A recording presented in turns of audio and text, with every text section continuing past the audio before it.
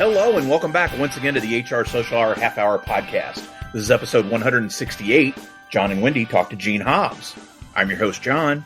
And I'm Wendy. How are you, John? Wendy, I'm well. Excited that this episode is being sponsored by our friends at People Element. Certainly appreciate them coming on board. If you're listening to this episode in real time, we just put out a show with People Element earlier this week. So check it out if you haven't. We had on Megan Yunkin and Tom Horn. We had a great conversation. There was a lot of Kenny G talk. It was awesome. So definitely check it out if you haven't already. Yeah. Wendy, we're a couple weeks out. You've got something really cool going on that you mentioned, I think, in an episode a little while back. What's up? What do you got to share with people? I think I mentioned it a while ago. I am hosting a masterclass with Recruitee. So Recruitee is out of Europe. They are an online not applicant tracking, but candidate experience. And so they have started these master classes, and they're calling it the Recruitee Classroom. And they invited me to be a part of it. And I am going to be hosting a 2-hour session on Thursday, May 27th, starting at 9 a.m. Central Time, on candidate experience. And I am so excited to use this new platform. They've got some great interactive stuff. We'll not just be doing polls and letting you vote, but we'll have opportunities to do some word clouds, and we'll have breakout rooms. And so we're really going to dive into that candidate experience, walk through the entire line, figure out where our black holes are, and fill in those black holes so that there's no more holes in the candidate experience. And best thing, you're gonna come away with things you can do without revamping your entire ATS, because I know most of us in the recruiting world, we don't have a lot of control over what that looks like or how it's configured. So we need to find some of these workarounds to make it a great process. So I'm stoked. The link to sign up is in the show notes. Best part about it, John, it's free. We all love free. This audience loves free. And so, yes, definitely check it out on the 27th, 10 Eastern, 9 Central. 9 Central. Yeah. We need to go to the world clock, or there's like, I did something, I think it was UTC. I didn't know what I had to because, Google is our friend, folks. It's amazing. You can type in 9 a.m. Eastern to whatever. Anyway. I've used that a lot. I'm trying to get something scheduled with someone in Melbourne. Oh my goodness.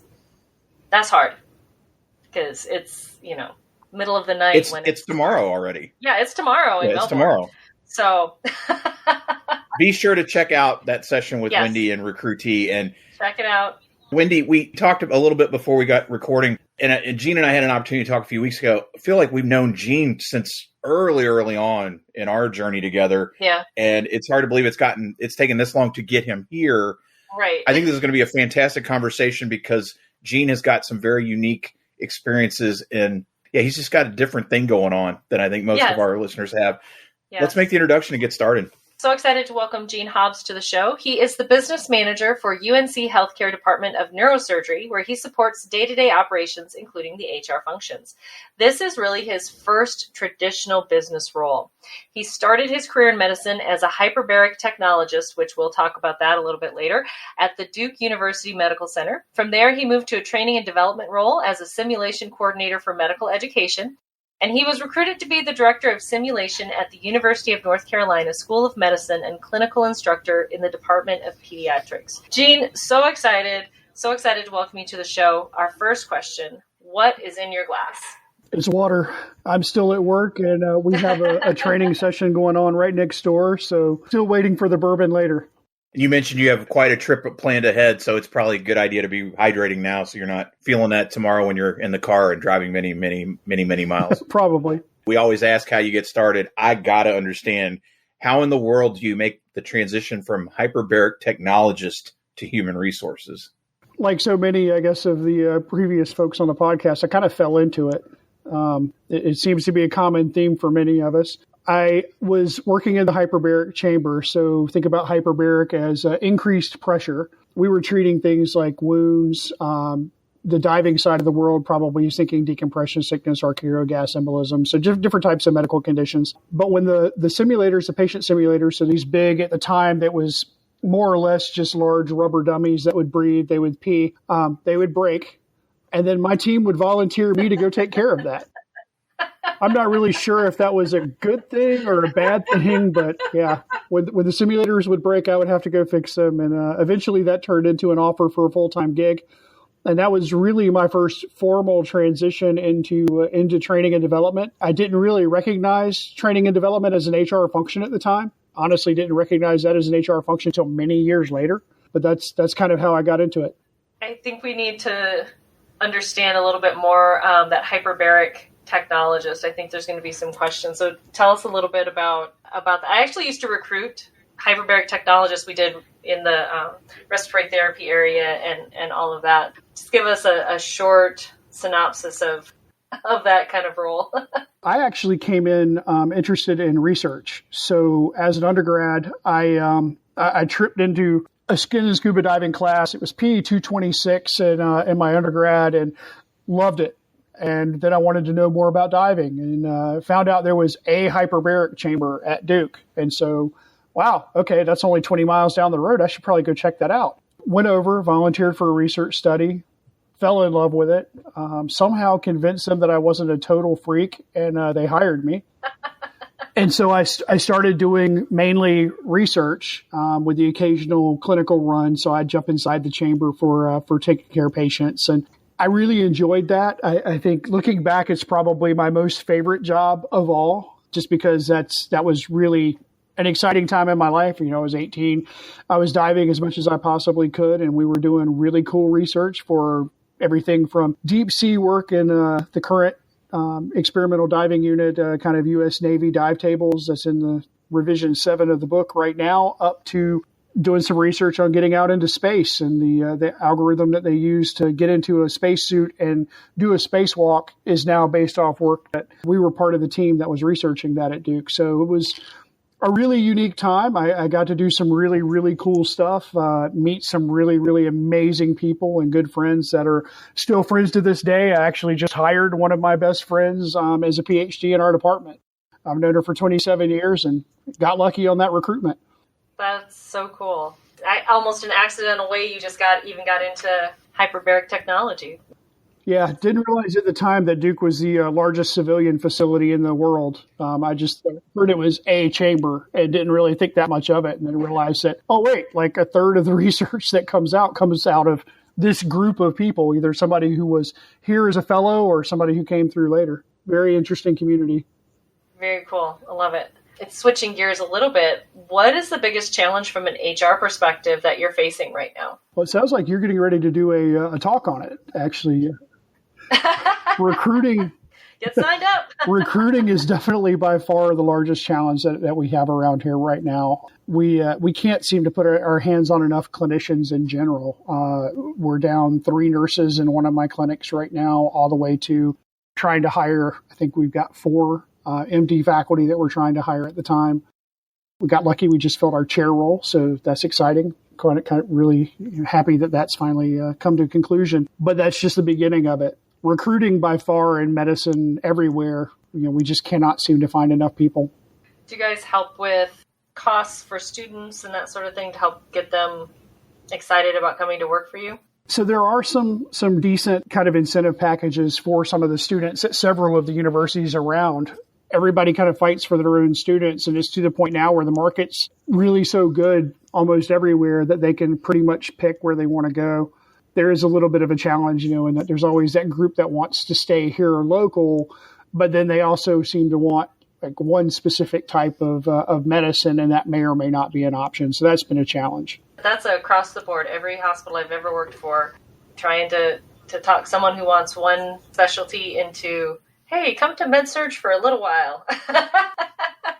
And the rules around some of the recruitment, internally are interesting. So for me to recruit somebody into an outpatient clinic, they have to work inpatient for 2 years first.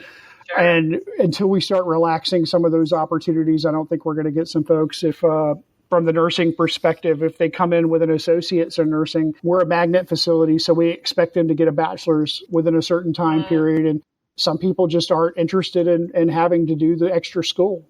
Trying to find that balance of what we want to do and what we want to do for our reputation versus what we have to do just to be able to function is definitely a fun balance. Gene, we talked early on that you made this transition initially from hyperbaric technologist to training. You even said, I didn't realize it was training and development at the time, but that's what it was. So you spent a lot of your career working in medical simulation. We started talking about one before we got recording. Talk, if you would, about the changes you've seen over the years.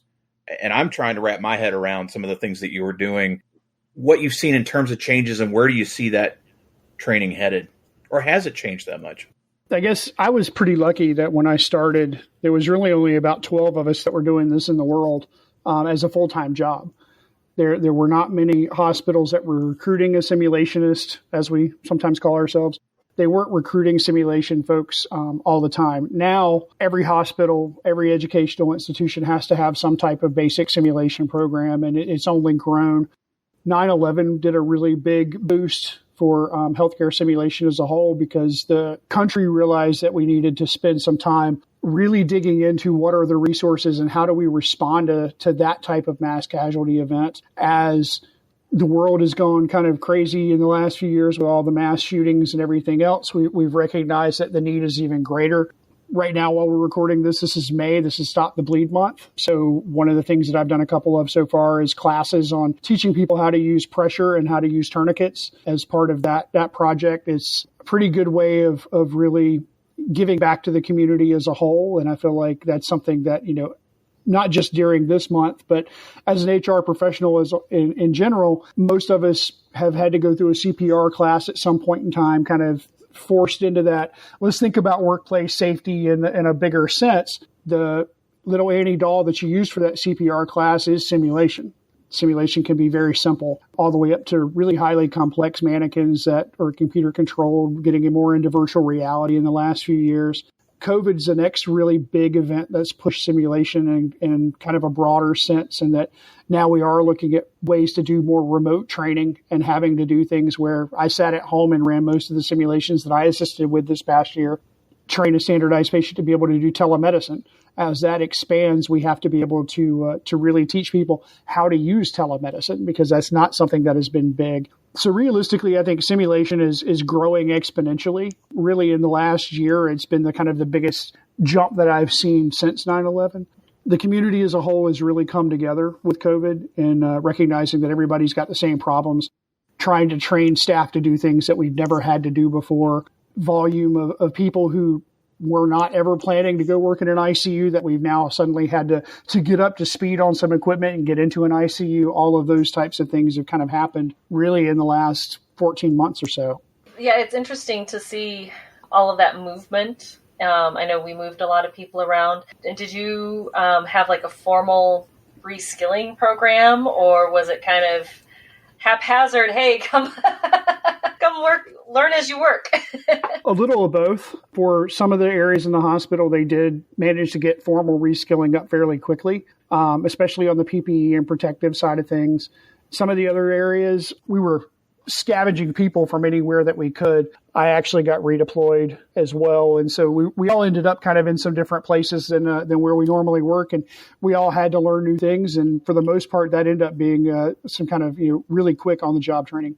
I think most areas, and not just healthcare, but a lot of people ended up doing that. We did what we could to save people's jobs, for sure. It's always nice to know you're not the only one. Well, I have to say, I think that's definitely one of those areas where Twitter really helped me a lot early on, and kind of all the way through, even till now, is recognizing that everybody's kind of fighting those same battles even to this day. The change is occurring rapidly. So it went from not really knowing anything about the disease to responding to the training and getting it moving along to now we don't have enough staff to cover these problems. Now our hospitals aren't completely full because we thought we were going to have more patients than we really ended up with. So how do we start ramping that back up and the problems that came along with that? And now we're really getting into how do we do large scale vaccinations that everybody's been working through. That's been a challenge. Now that the vaccinations have really hit the people who had to have them, and now it's more voluntary, we're seeing a little bit of a reduction in the total number of people who are coming to get them. So now balancing that with what resources we can afford to redeploy back to their homes in the hospital, it's a continuous challenge, and that's been a primary HR problem. Speaking of Twitter, Seems like you've been around our chat since the beginning. You're one of those great ones that you find it, even if you can't attend, you find it and start replying and get involved with that. What was the draw to first get involved, and what keeps you coming back, besides your great love for John and me? Honestly, it's the value. You provide value and you provide perspectives that are, I guess, for me coming up as somebody who's been outside of the traditional HR route, hearing some of these stories from people who do more traditional practices, it gives me ideas of things that really don't come off the top of my head naturally. I've made connections on there that are unbelievable. The conversation last night, there was a DM conversation that started out of the main chat that was kind of cool to see that was growing right in front of us and people answering each other's questions. And that's the value that I see there. And that's why I started, and that's why I've continued to come back every chance I can. I have a timer set, and if I can make it, I show up. It's in my calendar. I always appreciate the inverse of that, Gene, being that sometimes you bring in things that I'm not aware of all, or you'll tag things. And particularly some of the employment law things I think that you share are really compelling. And again, not my space. I wouldn't necessarily pay attention to it because it's not something I'm following, but I learn as much that way. And so I always appreciate that. And I think to your point, Twitter's definitely been a great way to glean so much from everybody, a lot of different perspectives. And I know we appreciate that. We've started crowdsourcing questions this year, and Gary Cookson asked, he said he got this. This was a question asked of him in a leadership development class or something he had just lately. If someone considered world class was to come in and take over your life tomorrow, what do you think the one thing they would change immediately, and what's stopping you from doing it now? They would want me to niche down. I say that because I have so many different interests, and I do so many different things, and I have my hands in so many different pots that if anybody came in with more experience in any area than I have, the first thing they would do is they would really have me focus. As far as what's stopping me from doing it now, I don't know, ADD. I'm easily distracted. I always think about the movie Up and squirrel. Follow that shiny object, and I just, there's so many cool things to do, and I really tend to follow some of them until I get distracted by something else. Well, with that, we're going to take a quick break, and we'll be right back. This episode of the HR Social Hour Half Hour Podcast is brought to you by People Element. People Element helps you act with confidence to improve the work experience for your employees and improve productivity, retention, and engagement.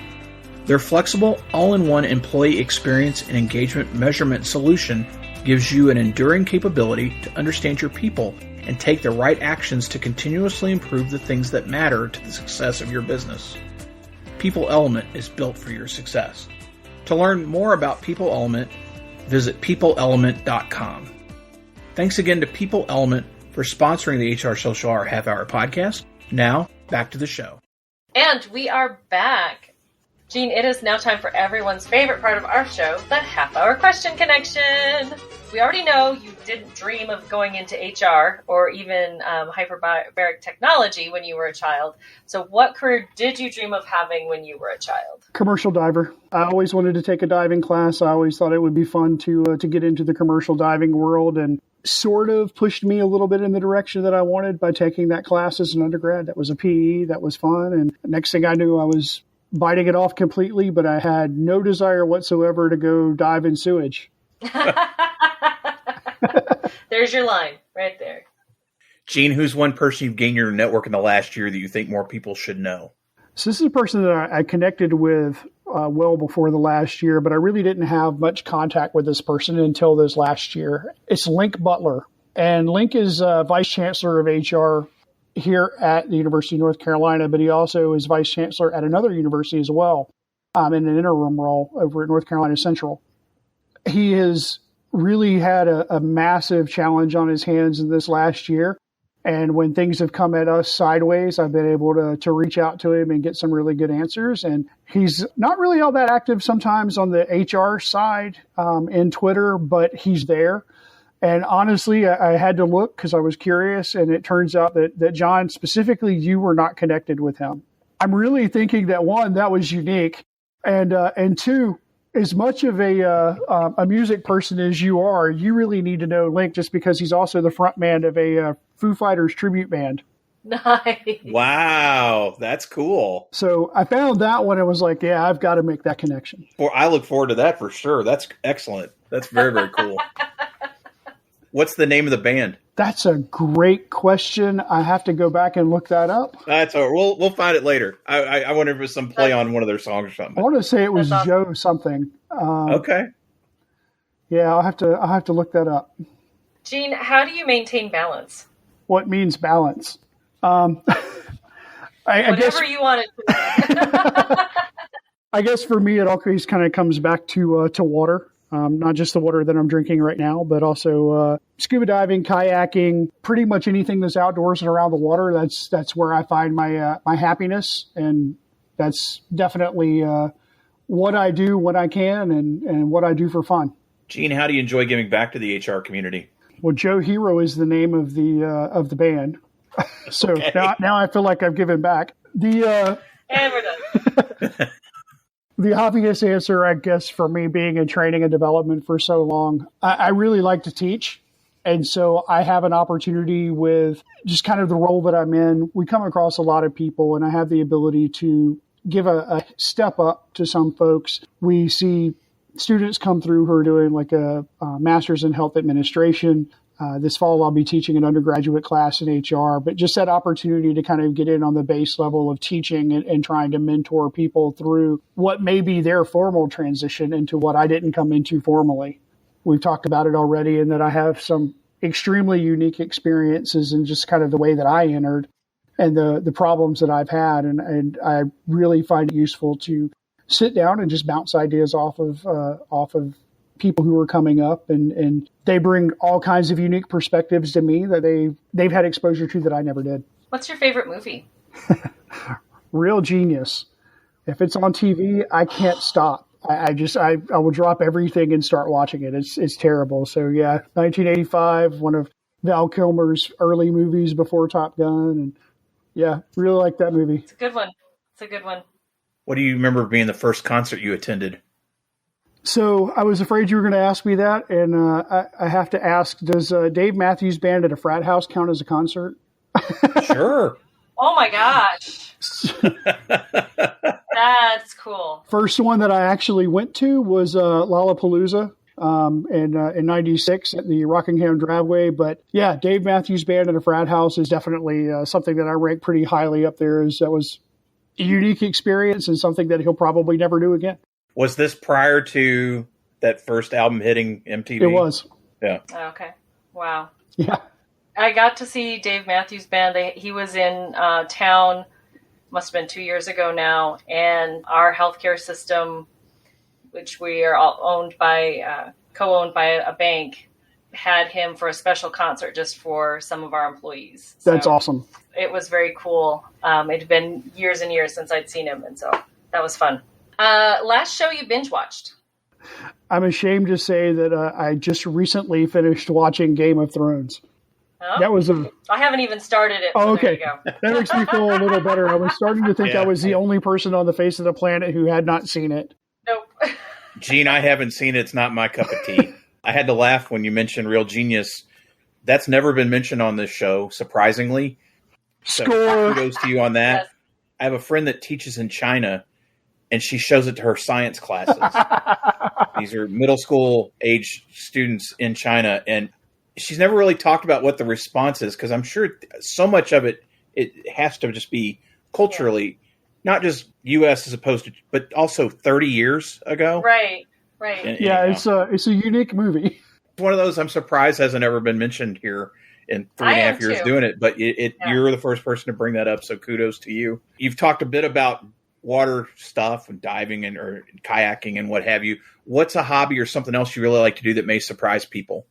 Taking it a step further on the diving side of things, it might not surprise everybody. I don't know if you guys ever read any of my old SHRM blogs, but I like to cave dive and I like to dive in rivers. So I don't necessarily have to have the best visibility, but that's what I would do for fun, any chance that I possibly can.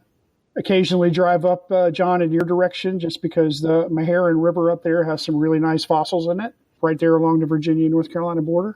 A couple hours away and get a nice long dive in, and then come home with the fossils and try and figure out what they are. I was going to ask, I don't think people dive in the James, or do they? If there's water, somebody dives in it. The fun fact about Richmond, which I learned after I moved here, the metropolitan area is the only major city with Class 5 rapids when the water's right. Wow. And so people come here to raft and kayak and do things with oars. They will come here to do that because it's the one city. So you literally are riding the James and there's city skyline on both sides of you. Maybe they are diving. I don't hear it as a diving destination so much as sticks and somebody probably is, but the Civil War history alone in that area and even down into North Carolina where I am, there's a lot of history with pharmacy in the area where I am, right on the Hall River. And the Hall River is a Class 2 rapid and a fairly popular kayaking destination. The dives in there, you find all kinds of unique little glass bottles that existed way back. We have a large Indian trading trail that crossed the river right close to where I live. So there's a lot of arrowheads, some spearheads, and those types of things in the rivers. But if you go down closer to the coast, you start to get into the fossils, and that's really kind of where I prefer to spend a little bit more of my time. Finally, Gene, as John mentioned, we are outsourcing some of our work here. So if you could ask the next guest of the podcast any question, what would it be? What is the most life-changing decision you've ever made on a whim, and can you imagine your life would be like if you hadn't done it? Ooh. And again, one I'm glad I don't have to answer. I'm writing all that down. I do keep a notebook. For those of you who don't know, I keep a notebook with all the questions, so we're not making these up. Gene can see it. And so, yes, I've written it down. We will add that to the list. Gene, I mentioned before we got started, before we started talking to you, I told Wendy, I said, I know this is going to be an amazing conversation because you have done some very, very interesting things to get to what you're doing now and being part of our community. Cannot thank you enough for making time to do this. This is a super fun conversation and look forward to more down the road. I definitely want to hear more about these peeing dummies. I don't know. It's something there. I don't know. Watch out. I'll start sending you videos, Sean. Oh, okay. I know some of our listeners may not be connected with you, and now that they've had a chance to hear you here, I know they're going to want to. Best way for them to reach you out there.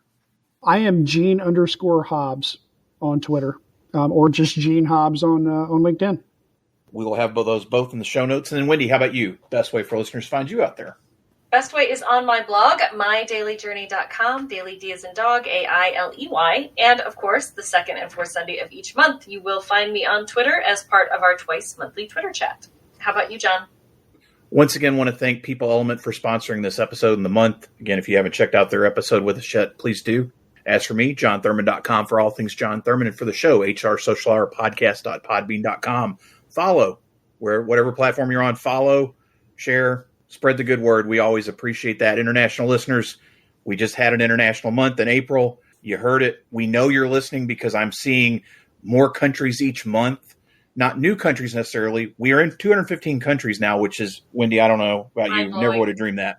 Not that all 215 download all the time, but we're getting more and more each month. We're seeing more international downloads. So we know you're listening. Some of you are reaching out to me on LinkedIn, which is awesome. Please, let's talk and let's get you on to talk about what you're dealing with, because just as Gene was a hyperbaric technologist, you're probably doing some cool stuff that we'd like to talk about too. Gene, again, thanks for being on the show. So for the HR Social Hour Half Hour Podcast, I'm John. And I'm Wendy. And as always, be sure to connect, give back, and network. Take care, everybody. We'll see you soon.